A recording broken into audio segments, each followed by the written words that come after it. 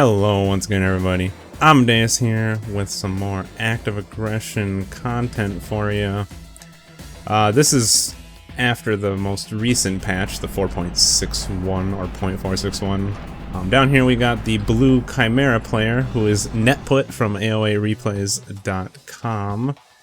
And I am up here playing as the red Cartel.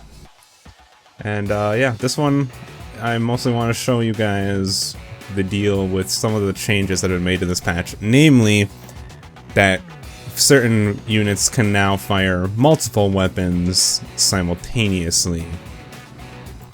So this one, I ended up losing. It's alright though.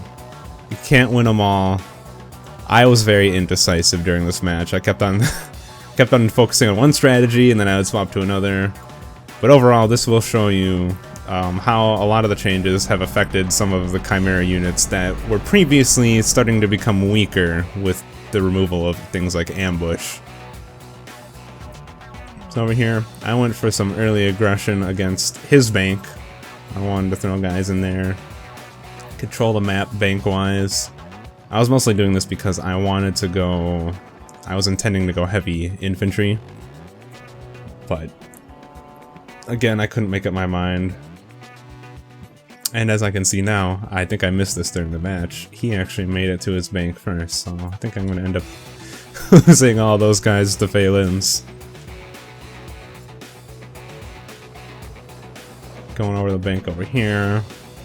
Dropping out of spear vehicles made, definitely gonna head for them Pumas. Pumas are definitely one of the more heavily affected units, and I believe that the Pumas also had their fire rate increased. I could be wrong there, don't quote me on that, but I think that that might be the case.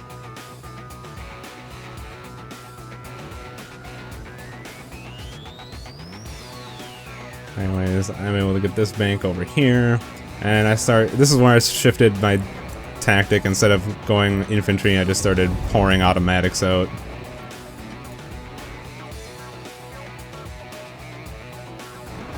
The good old automatic. Still works for me quite often, so I think I switched to automatics because I noticed, I reconned and saw that he was expanding his refineries. So I wanted to come over here and start harassing his economy, which I did to success to some degree for a while. And there's his first Puma, which goes down rather quickly.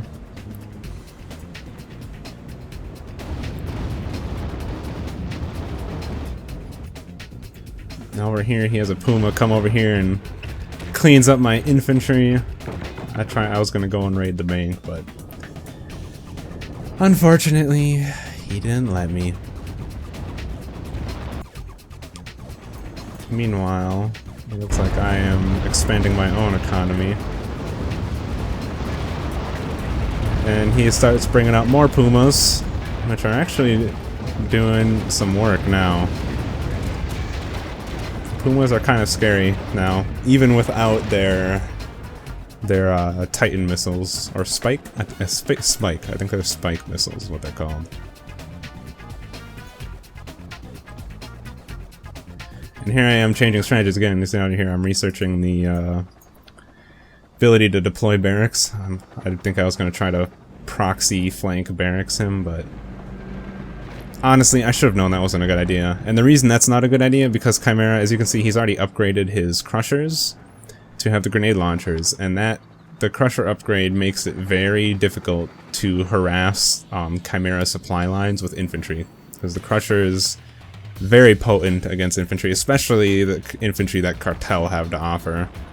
I would say that if you yourself were also Chimera, Exo soldiers could probably manage fairly well against crushers, but most of the other factions infantry, probably not so much, unless you can outrange them.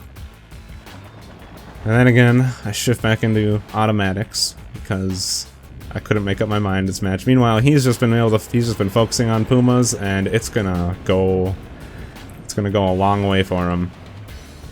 I don't know if he has the missile launcher upgrade yet. But yeah. Oh, yep. That's when I had to retreat. His gigantic Puma shock force. At this point, I'd only seen the 5 Pumas. Otherwise, I probably would have surrendered if I knew he had this many more coming out. I'm still not sure. Oh, okay, yeah, I think the right side, this little bracket thing here is where the missile launcher goes, so I don't think he has them quite yet. Not quite yet.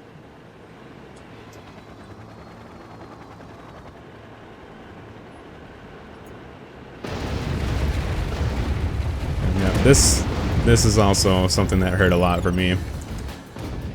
I had enough automatics to kind of put some pressure back on him, but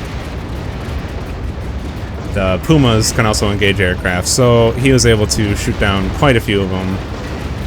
I was able to push the Pumas into range of the Sheridan launcher, but it didn't last very long.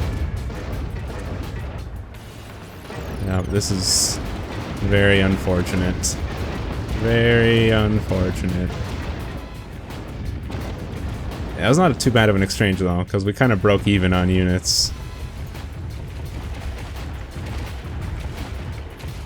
Look at all them Pumas ripping me apart.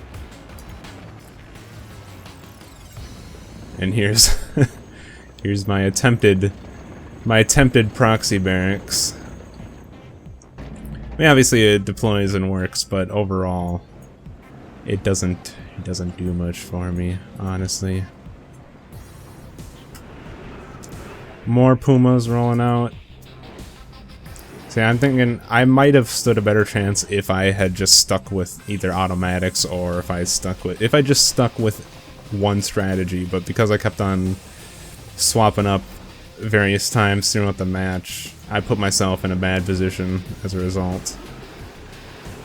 Alright, sending his Pumas. Looks like he's gonna go try and take out my bank. Does he have infantry? Oh, yep, he's got infantry loaded up in them. Poor contractors. They just want to work for an honest paycheck. Yeah, he still has his bank. My K-Max is still alive though. That's actually rare. Usually I end up losing my K-Max early on.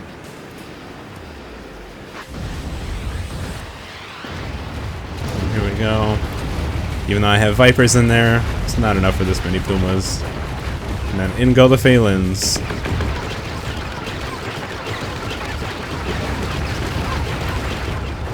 The pain and suffering. The poor guys. And yeah, this is pretty much the death sentence. And here we go. Here are the missiles operating at the same time. As you can see, the cannons are still firing and launching missiles. I still think the one thing, the spike missiles will not launch while the Pumas are moving. As you can see, only when the Pumas stop will they launch their missiles. So that still remains true, but when they stop, they still fire their cannons. You don't have to deal with silly little things. And it looks like he blew up most of his own Pumas there by taking artillery fire from my turrets and my own turret being destroyed.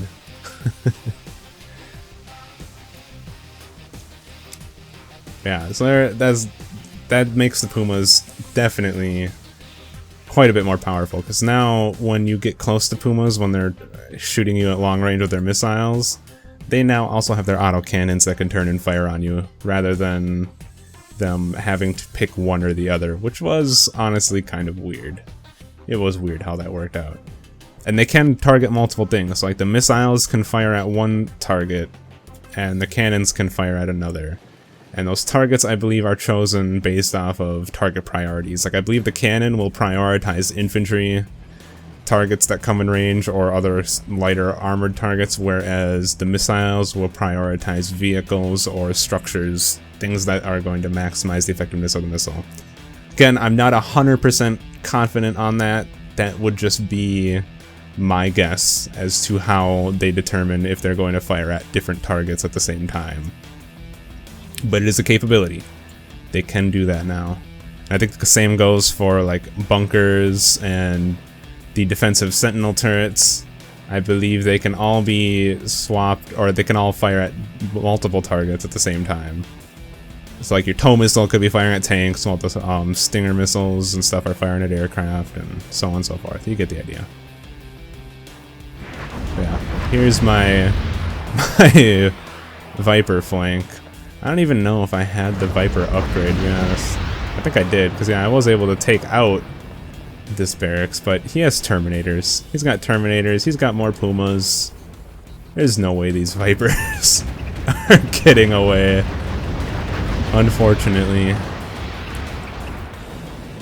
Let's speed it up a little bit here. But yeah, same thing goes with Terminators. Terminators can now, their weapon systems can be engaging multiple targets now. Meaning that, you know, if they start firing their cannons to intercept missiles, they can still fire their anti-tank missiles and anti-aircraft missiles at aircraft and or tanks, depending on what threats are present.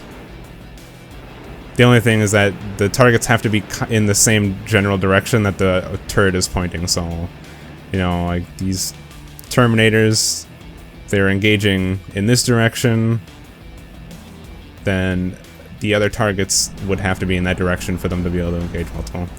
This was kind of my last-ditch effort to secure and reestablish my economy. I dropped out 2 refineries, and then I started dropping down artillery turrets, but it's not enough. He's already got Terminators rolling out. In fact, I believe, yeah, they're almost fully upgraded Terminators at that. Not happening. Not happening. And I'm still over here being indecisive. At this point, I pretty much knew it was over.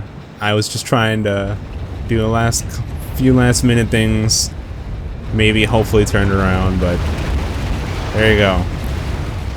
We got the multiple weapon systems. A very nice change indeed. Definitely makes the Puma usable again. Not that it wasn't usable before, but one of the big benefits of it before was that it could ambush, but now that it can also fire its cannons as well, they are actually quite formidable. Quite formidable indeed. So yeah, there you have it. Some more gameplay. Chimera and, well, not just Chimera, like the multiple firing weapon systems, that's going to make a big difference. It's going to help a lot when you have the defensive positions, or Terminators, or even US, the Blazers now fire their Gatling guns as well as their missiles, which is a very welcome change. A lot more things became a lot more potent.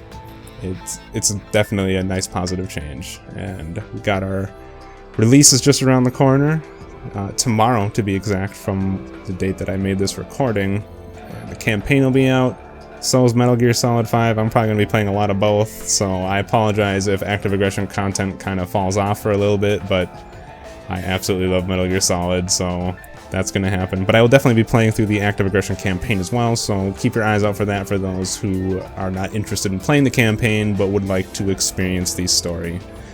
Anyways, my name is Amadeus. Thank you all for watching, and I will see you next time.